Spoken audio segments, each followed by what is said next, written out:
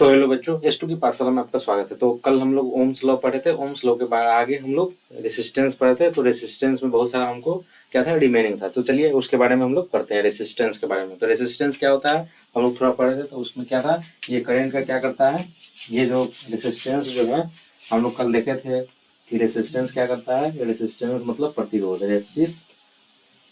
Resistance क्या करता है, तो ये क्या करता है, करंट का विरोध करता है। करंट इधर जा रहा है तो इसको क्या करेगा, विरोध करेगा, रोकने का काम करेगा। इसको क्या करेगा, प्रतिरोध करेगा। क्या करेगा, प्रतिरोध करेगा। इसको रोकने का काम करता है। ठीक है, इसको क्या करेगा, इस करंट इधर से जा रहा है तो इसको रोकने का काम करेगा। जितना स्पीड से फ्लो होके जा रहा है उससे कम स्पीड में जाने देगा। ठीक है, तो इसी के बारे में हम लोग पढ़ रहे थे।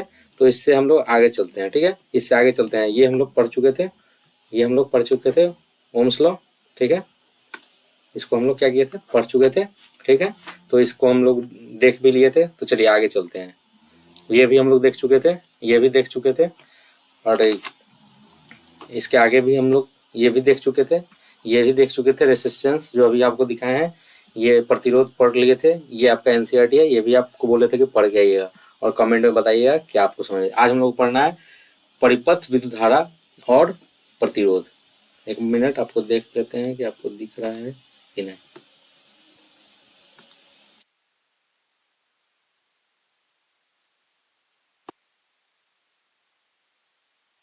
दिख रहा है, ठीक है। तो चलिए शुरू करते हैं।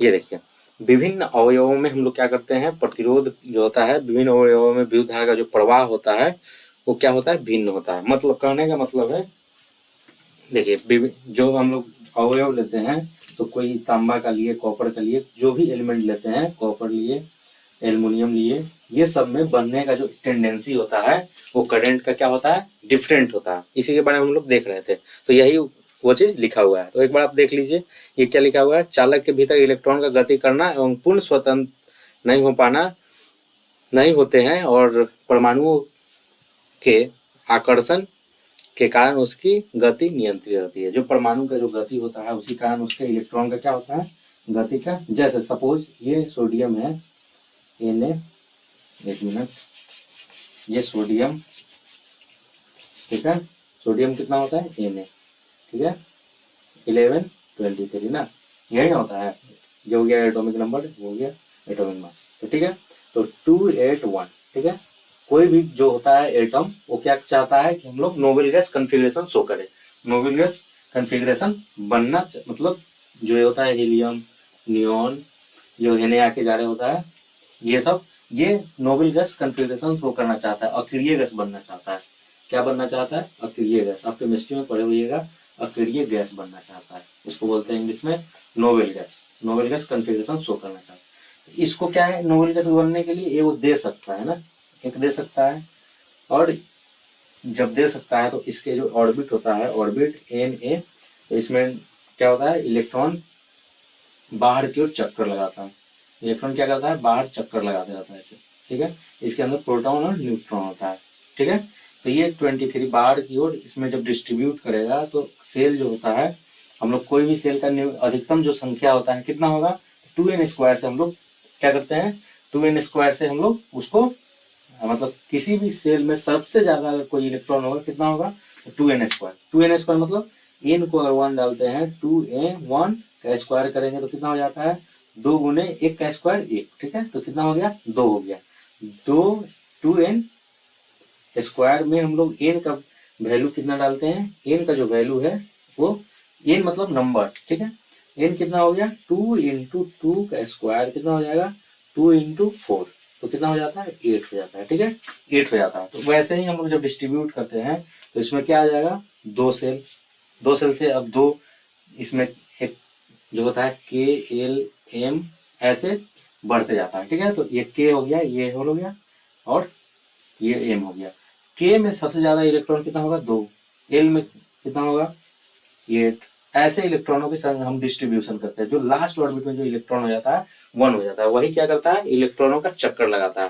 तो इलेक्ट्रॉन का जो चक्कर होता है उसको क्या करता है, बढ़ने के लिए जो विद्युत धारा बढ़ता है उसको क्या देता है, वो गति देता है। यही कहना चाह रहा है, ठीक है, वही ये कहना चाह रहा है, ठीक है। और किसी चालक में इलेक्ट्रॉनों का जो गति होता है उसका जो विरोध करता है प्रतिरोध द्वारा मंद हो जाता है। जब विरोध करने लगा, प्रतिरोध क्या करता है, जब करंट का फ्लो हो रहा है तो उसका क्या करने लगता है, जब ये देखिए क्या करता है, सपोज ये क्या है, सपोज ये क्या है, एक वायर है, सपोज ये एक वायर है, एक वायर है, ठीक है। तो इसमें जो यहाँ से करंट जा रहा है आई, इधर से होते जा रहा है, तो आई जो करंट है उसमें क्या है, इलेक्ट्रॉन है। ये जो भाग रहा है, ये गति कर रहा है। अगर कोई यहाँ पे रेसिस्टेंस लगाते हैं, यहाँ अगर कोई रेसिस्टेंस लगाते हैं, रेसिस्टेंस मतलब यहाँ कोई अवरोध लगा देते हैं यहाँ पे, तो ये जो बढ़ रहा था, सपोज देखिए यहाँ देखिएगा, ये जो इलेक्ट्रॉन सीधा सीधा जा रहा है, अगर यहाँ पे हम एक प्रतिरोध लगा दे रहे हैं तो इसको इधर जाना होगा, नहीं तो इधर जाना होगा।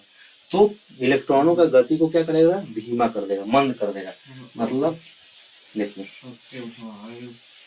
ये देखिए इलेक्ट्रॉन जो है, इलेक्ट्रॉन यहाँ से जब जा रहा है इलेक्ट्रॉन, तो इसको क्या करेगा, जब यहाँ पे हम कोई भी चीज हम लोग जब लगा देते हैं, कोई भी चीज मतलब ये प्रतिरोध जो है, प्रतिरोध जो हम यहाँ डाल देते हैं, जब प्रतिरोध डालेंगे तो ये इलेक्ट्रॉन का जो गति यहाँ पे जो है कुछ नहीं है, तो इलेक्ट्रॉन यहाँ से पूरा जो इलेक्ट्रॉन है इधर से घूम के ऐसे यहाँ जाएगा, तो इलेक्ट्रॉन में क्या हो जाएगा, गति मंद हो जाता है। इसी को लिखा है, ठीक है। अब यहाँ देख सकते हैं आप, ये सब आप देख सकते हैं, यही चीज दिखाए हुए हैं। आप एक बार इसको देखकर और एडिट करके नहीं समझ में आए तो कमेंट कीजिएगा कि हम बाद में आपको समझा सके, ठीक है। चलिए तो आगे हम लोग देखते हैं, आगे अब हम लोग देखते हैं प्रतिरोध के आधार पर चालकों के प्रकार के बारे में हम लोग देखते हैं। चालक के कितने प्रकार होते हैं प्रतिरोध के आधार पर, ठीक है। किसके आधार पर, रेसिस्टेंस के आधार पर, ठीक है। किसके आधार पर, रेसिस्टेंस के आधार पर, रेसिस्टेंस के आधार पर, किसके आधार पर, रेसिस्टेंस के आधार पर, बेस पर, ठीक है। रेसिस्टेंस के बेस पर हम लोग देखते हैं। एक ही आकार के साइज और जो होता है चालक में प्रतिरोध का आधार क्या होता है, बदलते रहता है। सपोज ये जो कॉइल है इसको हम कर्ल कर देते हैं, ये वायर है, ये जो वायर है इसको हम लोग क्या करते हैं, ऐसे कर देते हैं, तो इसमें क्या होगा, प्रतिरोध ज्यादा होगा, ठीक है। इसमें क्या होगा, ये करंट तो पूरी जा रहा है, लेकिन इसमें जाने के लिए घुमावदार रास्ता है, तो इसमें प्रतिरोध ज्यादा होगा। मतलब एक ही प्रकार का तार है, लेकिन इसको जिस टाइप से हम लोग इसको मोड़ रहे हैं, जिस टाइप से घुमा रहे हैं, उस टाइप से क्या होगा, प्रतिरोध उस टाइप से बनता जाएगा। तो वही लिखा हुआ है। अच्छा चालक में क्या होता है, अच्छा चालक जो होगा उसमें प्रतिरोध बहुत कम होगा, वही लिखा हुआ है, देख लीजिए, प्रतिरोध बहुत कम होता है। प्रतिरोध क्या होता है, तो वह चालक जो विद्युत धारा को प्रवाहित करने में क्या करता है, रोकने का काम करता है, स्लो करने का काम करता है, उसी को कहते हैं। हीन चालक कौन होता है, जिसमें बहुत सारा क्या हो, उच्च प्रतिरोध, बहुत ज्यादा हो प्रतिरोध। मतलब कहने का मीन्स मतलब जो है, ये जो प्रतिरोध, ये जो क्या है, इससे करंट जो पास हो रहा है, इससे जो करंट पास हो रहा है, तो ये मस्त पास हो रहा है, जा रहा है, तो ये बहुत बढ़िया होगा। बहुत अच्छा बच्चा हो तुम, बहुत अच्छा बच्चा हो, तुम्हारे अंदर बहुत निगेटिविटी कम है, तो बहुत प्रतिरोध क्या है, कम है, बहुत कम निगेटिविटी है आपके अंदर शायद, तो बहुत कम प्रतिरोध कम है, प्रतिरोध बहुत प्रतिरोध कम है, मतलब बहुत कम, यहाँ लिखते हैं कम प्रतिरोध है। अगर कोई बच्चा बहुत शैतान है तो उसके अंदर क्या होगा, बहुत ज्यादा प्रतिरोध होगा। यहाँ प्रतिरोध लगा दी, रेसिस्टेंस लगा दी, यहाँ रेसिस्टेंस लगा दी, यहाँ रेसिस्टेंस लगा दी, यहाँ रेसिस्टेंस लगा दी, यहाँ रेसिस्टेंस। तो इलेक्ट्रॉन जो होगा फिर एक से घूम के आएगा, फिर ऐसे जाएगा, फिर ऐसे आएगा, फिर ऐसे जाएगा, इस टाइप से इसका गति होता है। तो बहुत क्या होगा, बहुत ज्यादा प्रतिरोध होता है। वही सब लिखा हुआ है, आप एक बार रीड कर लीजिएगा, देखिए वही सब लिखा हुआ, उच्च प्रतिरोध होता है। और ये दिखा दिया है, देखिए अच्छा चालक में, और ये प्रतिरोध में, और हीन चालक में पतला है ये, ठीक है। इसके बाद आगे हम लोग चलते हैं, देखिए अब हम लोग पढ़ना है लंबाई का प्रभाव जो होता है उस पर भी क्या करता है, प्रतिरोध डिपेंड करता है। तो देखिए लंबाई जो है उसके आधार पर हम लोग देखते हैं। तो ये देखिए एक तार लिए हुए हैं, देखिए ये एक तार लिए हुए हैं, ये एक तार लिए हुए हैं, ये एक तार लिए हुए हैं, सबको क्या किए हैं, एक सेल से कनेक्ट किए हुए हैं, उसके साथ एक अमीटर लगाए हुए हैं, ठीक है। तो उसमें हम लोग देख रहे हैं जब क्या हो रहा है कि इसके अंदर जो प्रतिरोध है, इसका जो प्रतिरोध है लगभग आधा हो जाता है। किसका प्रतिरोध, जो तार के लंबाई पर जो निर्भर करता है कि दोगुना लंबाई नाइक्रोम के तार को करेंगे तो उसका प्रतिरोध कितना हो जाता है, लगभग आधा हो जाता है। और मोटाई के प्रभाव से जब हम देखते हैं, मोटाई के प्रभाव से तो उसका क्या हो जाता है, अधिक मोटा होने पर क्या होता है, उसमें क्या होता है, विद्युत धारा का मान बढ़ जाता है, आई क्या होगा, ज्यादा हो जाएगा। तो मोटाई, प्रतिरोध का जो मोटाई होता है उसके व्युत्क्रमानुपाती, व्युत्क्रमानुपाती मतलब उल्टा, मतलब जैसे हम लोग देखे थे व्युत्क्रमानुपाती, इसमें क्या हो जाएगा, जब बढ़ेगा तो क्या होगा, घटेगा, ठीक है, वो ऐसा हो जाता है, ठीक है। तो ये हम लोग देख लेंगे, और पदार्थों का प्रभाव भी देख, आप रीड कर लीजिएगा। चलिए हम लोग आगे चलते हैं, यही है, इसको बोलते हैं, इसको बोलते हैं, क्या बोलेंगे, तो प्रतिरोध, ठीक है, सॉरी, इसको क्या बोलेंगे, व्युत्क्रमानुपाती मतलब यूनिवर्सली प्रोपोर्शनल। ये क्या है, डायरेक्टली प्रोपोर्शनल, मतलब कि जब चालक का जो लंबाई जब बढ़ाएंगे तो उसके साथ मतलब रेसिस्टेंस जितना लगाएंगे, लंबाई उतना बढ़ाना पड़ेगा, जिसे देखिए रेसिस्टेंस डायरेक्टली प्रोपोर्शनल क्या है, एल के, लंबाई ज्यादा होगा तो रेसिस्टेंस भी ज्यादा होगा, लंबाई ज्यादा तो रेसिस्टेंस भी ज्यादा, मतलब आर जितना बढ़ाएंगे उतना एल बढ़ाना पड़ेगा, ठीक है। इसको मिटाते हैं, आर जितना बढ़ाएंगे उतना एल बढ़ाना पड़ेगा, एल मतलब लंबाई, देखिए देखिए आर जितना बढ़ाना पड़ेगा उतना ही क्या बढ़ाना पड़ेगा, एल बढ़ाना पड़ेगा। तो इधर देखिए आप एक बार, जैसे R is directly proportional to L लिखे हुए हैं, आर क्या है, आर को जितना बढ़ाते हैं, जितना इंक्रीज करेंगे, जितना इंक्रीज करेंगे उतना एल को भी इंक्रीज करना पड़ेगा, जितना आर को इंक्रीज कर रहे हैं उतना एल को इंक्रीज करना पड़ेगा, ठीक है, जितना आर को इंक्रीज कर रहे हैं उतना एल को इंक्रीज करना पड़ेगा। और इन्वर्सली प्रोपोर्शनल में क्या है कि इन्वर्सली प्रोपोर्शनल क्या है, R is inversely proportional by area, तो जितना आर को बढ़ा रहे हैं, रेसिस्टेंस को बढ़ाएंगे उतना क्या होगा, ये घटेगा, एरिया घटेगा, आर जितना बढ़ रहा है उतना एरिया घटेगा, मतलब कि रेसिस्टेंस को जब बढ़ा रहे हैं, रेसिस्टेंस क्या है, रेसिस्टेंस को जितना हम बढ़ा रहे हैं उतना क्या होगा, एरिया घटेगा, एरिया क्या होगा, कम होगा, एरिया उतना क्या होगा, कम होगा, ठीक है, एरिया उतना क्या होता है, एरिया कितना होता है, वो कम होता है, ठीक है, एरिया क्या होगा, उतना कम हो जाता है, ठीक है। तो चलिए आगे हम लोग देखते हैं, एरिया उतना क्या हो जाता है, कम हो जाता है, ठीक है। तो देखिए ये हो गया इन्वर्सली प्रोपोर्शनल, इसको हम एक बार रीड करके आपको बता देते हैं। चालक का जो लंबाई होता है, प्रतिरोध चालक की लंबाई के अनुक्रमानुपाती होता है, मतलब डायरेक्टली प्रोपोर्शनल, इसको क्या बोलेंगे, directly directly proportional, directly proportional होता है, ठीक है। इसको बोलते हैं यूनिवर्सली प्रोपोर्शनल,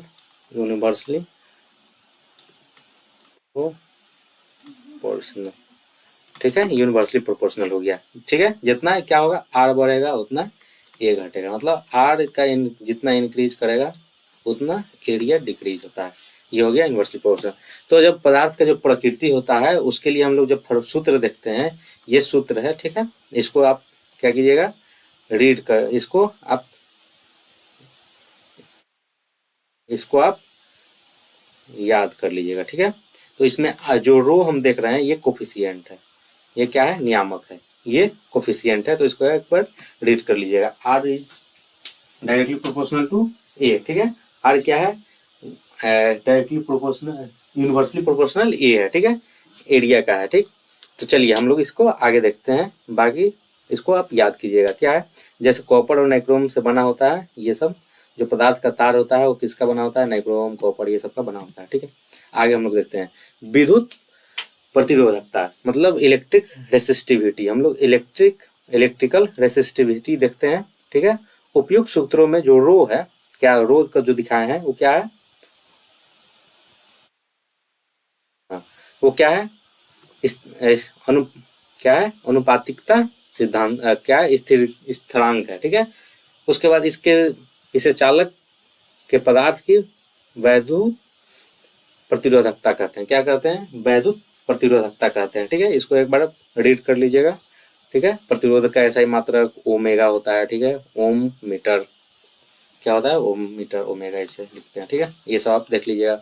अब ताप का प्रभाव जो होता है वो भी हम लोग देख लेते हैं, ताप का जो प्रभाव होता है वो भी देख लेते हैं। जैसे टेम्परेचर बढ़ाएंगे तो ठंडा जब होगा क्या होगा, देखिए यहाँ दिख रहा होगा, देखिए उसके प्रतिरोधकता में दोनों तापमान बदल सकता है और परिवर्तित हो सकता है, हो जाते हैं। जब टेम्परेचर क्या कर रहे हैं, बढ़ा रहे हैं, तो क्या कर हो रहा है, ज्यादा गर्म हो रहा है। मतलब कि जब हम लोग क्या करते हैं, एक आयरन लेते हैं, आयरन में क्या करते हैं, आयरन छोड़ देते हैं, इंडक्शन का जब यूज करते हैं, ये इंडक्शन है, तो उसका जब यूज करेंगे, इंडक्शन का जब यूज करते हैं, इंडक्शन का जब यूज करते हैं तो उसमें क्या करते हैं, जब इंडक्शन का यूज करते हैं तो उसमें हम लोग जितना टेम्परेचर देते हैं तो उतना ज्यादा हीट होता है, उतना गर्म होता है। ठीक है, इसमें जितना टेम्परेचर बढ़ाएंगे, ये टेम्परेचर है, इसको जितना बढ़ाते हैं, इतना बढ़ाते जाएंगे, उतना ही आग आग बबूला होता जाएगा, उतना क्या होता जाएगा, एकदम टेम्परेचर देंगे उतना गर्म होता जाएगा। यही दिखाए हुए हैं, ये डायग्राम में आप देख लीजिएगा इसको। ठीक है, इसको आप एक बार देख लीजिएगा। ठीक है, चलिए हम लोग देखते हैं पदार्थों का वर्गीकरण। किसके आधार पर, तो प्रतिरोधकता, कौन कितना रोक सकता है जौन पदार्थ, उसके बारे में देखते हैं। तो उसमें क्या है, अच्छा जो चालक है उसका है मेटल्स एंड एलॉय का। देखिए अच्छा चालक कौन कौन है, अच्छे चालक मेटल्स एंड एलॉय, धातु और मिश्र धातु। एलॉय मतलब मिश्र धातु होता है। ठीक है, मिश्र धातुओं का प्रतिरोधकता बहुत कम होता है। मिश्र धातु होता है उसका प्रतिरोधकता क्या होता है, बहुत ज्यादा कम होता है। प्रतिरोधकता मतलब विद्युत धारा के रोकने की क्षमता बहुत बहुत कम होता है। इसका कितना होता है परिसर, 10⁻³ नए ओमेगा मीटर से 10⁻⁻6 ओमेगा मीटर। ठीक है, ये आप रेशियो याद रखिएगा किसका, तो मिश्र धातुओं का यही होता है प्रतिरोधकता। ठीक है, ये विद्युत के अच्छे चालक होते हैं। क्या होता है, विद्युत के बहुत बढ़िया चालक होता है। कॉपर का तार, कॉपर एंड एल्युमिनियम का उपयोग विद्युत तारों का निर्माण में होता है। जितना आप घर में यूज कर रहे होंगे वो सबसे ज्यादा हम लोग एल्युमिनियम का तार यूज करते हैं, नहीं तो कॉपर का तार यूज करते हैं, दूसरा चीज का तार नहीं होता है। ठीक है, इलेक्ट्रिसिटी में मतलब विद्युत धारा का जब यूज करते हैं, विद्युत का जो यूज करते हैं उसमें हम लोग दो चीजों का ज्यादातर यूज करते हैं, एल्युमिनियम का और कॉपर का। ठीक है, उसके बाद हम लोग देखते हैं विद्युत विरोधी मतलब इंसुलेटर। इंसुलेटर क्या होता है, जिससे विद्युत धारा प्रवाहित नहीं होता है। ठीक है, इंसुलेटर उसी को बोलते हैं, इससे हम लोग करंट को छू सकते हैं पकड़ के। ठीक है, रबर और कांच जो होता है वो क्या होता है, जैसे पदार्थ से प्रतिरोधकता बहुत अधिक होती है। वो कितना होता है, 10⁻12 से 10⁻17 ओम मीटर कोटि की होती है। ठीक है, ये आप रेशियो याद कर लीजिएगा। ठीक, आगे चलते हैं हम लोग। मिश्र धातु का विशेष उपयोग जो होता है, उसके बारे में हम लोग देखते हैं। मिश्र धातु का सबसे ज्यादा यूज क्या कहाँ होता है, तो आप देखे होइएगा बल्ब जो होता है उसके अंदर हम लोग देखते हैं। ठीक है, तो चलिए देखते हैं। समान मिश्र धातुओं को वैद्युत प्रतिरोधकता उसकी अवयव मूल धातुओं की तुलना में अधिक होता है। मूल धातुओं की तुलना में कितना होगा, अधिक होगा। और मिश्र धातुओं का उच्च ताप आसानी से उपचयन, दहन या जलन नहीं करता है। ठीक है, मिश्र धातु क्या करता है, ज्यादा जलता वलता और क्षतिग्रस्त नहीं होता है। ठीक है, इसका उपयोग भी आप पढ़ लीजिएगा। इसका उपयोग हम लोग इस्त्री में करते हैं, टेस्टर में करते हैं। टेस्टर में देखिए होइएगा बाहर से क्या होता है, टेस्टर जो होता है ऐसा होता है कि उसके अंदर बाहर क्या होता है, कांच होता है, उसमें हम लोग उसका यूज करते हैं। ठीक है, और उसमें विद्युत बल्ब तंतु जो फिलामेंट होता है एकमात्र टंगस्टन का ही उपयोग किया जाता है। जो विद्युत का बल्ब होता है उसी के अंदर हम लोग टंगस्टन का यूज करते हैं। ये सब देख लीजिएगा, यही सब है। हम लोग आयरन में भी यूज करते हैं उसका और बल्ब में यूज करते हैं। ठीक है, अब देखिए हम लोग का एक सारणी दिया हुआ है एनसीईआरटी में, कहाँ का है, ये एनसीईआरटी का है, आपके एनसीईआरटी का है। ये आपको सारणी याद रहना चाहिए। चालक का कितना होता है प्रतिरोधकता, उसको याद कर लेना है। ठीक है, उसके बाद मिश्र धातु का कितना होता है याद कर लेना है, विद्युत रोधी का कितना होता है याद कर लेना है। इसको आपको याद करके आना है। ठीक है, पूरा क्या होना है, याद करना है। इससे एग्जाम में क्वेश्चन रहता है, एग्जाम में क्या रहेगा, क्वेश्चन रहता है। ठीक है, इसको आपको याद कर लेना है। ठीक है, अब हम लोग आगे देखते हैं। ये सब हम लोग पढ़ चुके हैं, आपको एनसीईआरटी रीड करके आना है और ये भी पढ़ चुके हैं, इसको भी रीड करके आना है। तो चलिए, thank you so much, thank you so much. आप मेरे वीडियो को देखें और बहुत बहुत धन्यवाद। चलिए तो कल मिलते हैं और इसके साथ हम लोग बहुत सारे न्यूमेरिकल लेकर आएंगे। जो इसका न्यूमेरिकल बचा हुआ है एकदम बेसिक से शुरू करेंगे न्यूमेरिकल, बस आप फॉर्मूला पूरा याद करके आइएगा। चलिए टाटा बाय बाय।